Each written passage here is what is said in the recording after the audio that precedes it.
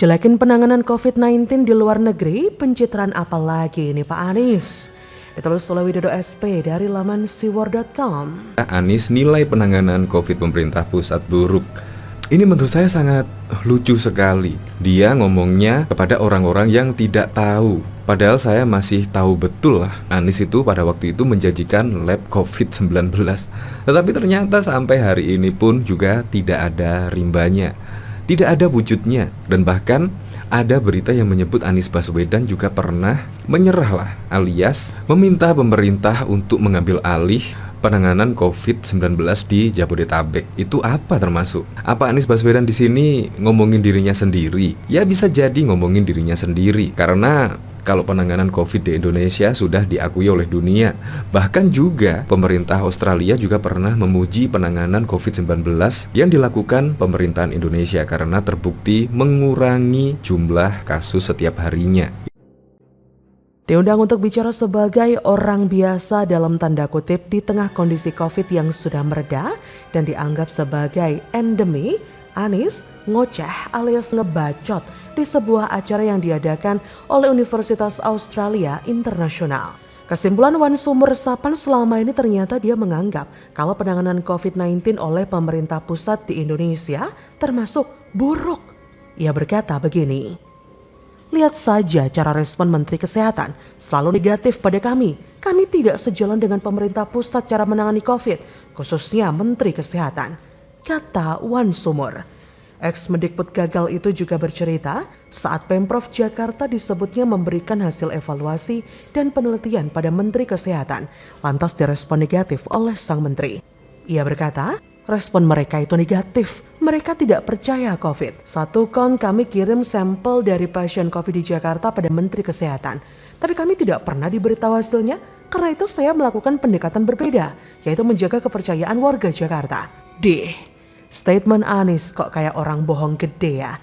Itu asumsi saya begitu mengetahui kalau ex-gubernur hasil politisasi ayat dan mayat itu menuding penanganan COVID pemerintah pusat begitu buruk. Menilai itu kan kudu lihat secara luas bro, dalam durasi tertentu dan mempertimbangkan banyak faktor. Kalau cuma merasa diabaikan begitu saja terus curhat ke publik di luar negeri, keluar-keluar ngebacot nyinyiri pemerintahan sendiri yang dianggapnya nggak tahu apa-apa dan bisa dibodoh-bodohi, entah apa sebutan yang pas untuk orang ini. Padahal di dalam negeri, orang pada ribut gara-gara kebijakan dia sendiri soal pemberian IMB secara ilegal kepada warga kampung Tanah Merah yang sedang membutuhkan penjelasan dan tanggung jawabnya. Dia malah kowar-kowar ngebacot soal COVID sambil merasa dirinya kayak orang yang paling hebat, yang paling pahlawan, paling lebay sih iya.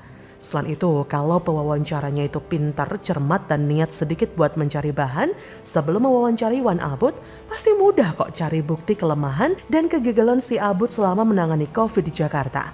Harusnya kalau mau fair dan sedikit mengejutkan Anies, biar nggak songong omongannya, ya lakukan saja wawancara singkat dengan narsum yang menjadi korban kegagalan penanganan COVID di Jakarta. Lalu tampilkan lengkap dengan gambar penanganan COVID yang ambiar selama Anies memimpin.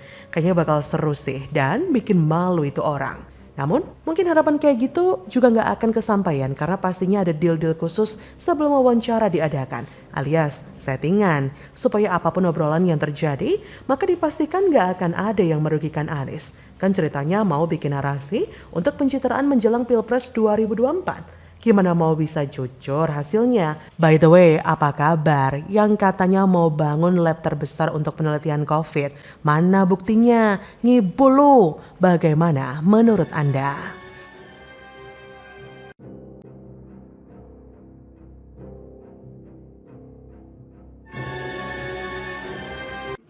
Pepo berhenti. Sudah cukup. Saya sudah tidak bisa menutupi Pepo lagi.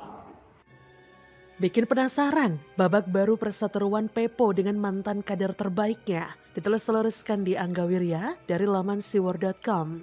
Surat permintaan maaf saya dan testimoni saya, kriminalisasi Mas Anas, kuasa hukum saya silakan kepada Mas Anas Urbaningrum. Mudah-mudahan saya mendapatkan maaf dari beliau. Amin. Dan juga mudah-mudahan saya mendapat maaf dari Pak Jokowi yang sudah saya serang berkali-kali secara spiritual, Bu Mega yang sudah saya serang berkali-kali secara spiritual, Pak Budi Gunawan yang sudah saya serang berkali-kali secara spiritual, Pak Prabowo Subianto yang berkali-kali sudah saya serang secara spiritual, saya mohon maaf yang sebesar-besarnya juga kepada Pak Antasari Azhar, beliau juga tidak bersalah, beliau juga korban kriminalisasi. Ya. Pepo berhenti, sudah cukup, saya sudah tidak bisa menutupi Pepo lagi. Dan jangan sampai Pepo bilang tidak mengenal saya, daripada saya ungkap yang lain. Jadi saya masih punya banyak bukti tentang kejahatan Cikias. Jangan pernah Pepo mengelak tidak mengenal saya. Saya punya bukti yang masih saya simpan dan pasti akan saya keluarkan. Saya hanya ingin kebenaran itu benar-benar terwujud dan ingin menjalankan amanah terakhir almarhum ibu saya. Yang jelas, munculnya nama Elizabeth Susanti ini akan membuat Pepo dan Demokrat tidak bisa tidur nyenyak. Kasihan sekali Demokrat ini. Setelah sekian lama lumayan tenang ya, tiba-tiba muncul lagi masalah baru coba. Nama Elizabeth Susanti mengaku punya banyak bukti kejahatan yang dilakukan oleh pembina Partai Demokrat Susilo Bambang Yudhoyono atau SBY yang akrab disapa Pepo. Merinding nggak tuh?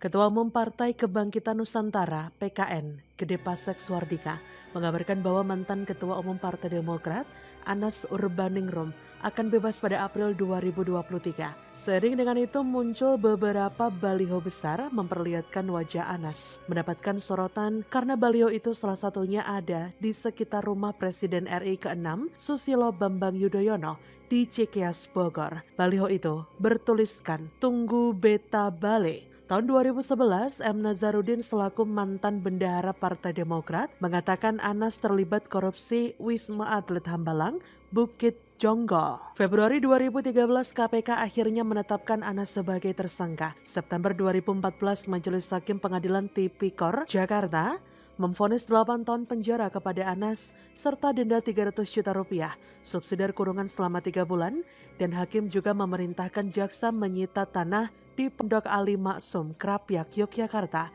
Tanah seluas 7.870 meter persegi itu diyakini adalah hasil korupsi yang dilakukan Anas. Februari 2015, Majelis Hakim Banding akhirnya menetapkan hukuman Anas menjadi 7 tahun penjara atau turun 1 tahun dibandingkan vonis sebelumnya dan denda sebesar 300 juta rupiah, subsidiar 3 bulan kurungan. Aset tanah di Krapyak dikembalikan ke pesantren yang dipimpin mertuanya, At-Tabik Ali, untuk kepentingan santri. Atas putusan ini, Anas mengajukan permohonan kasasi ke Mahkamah Agung.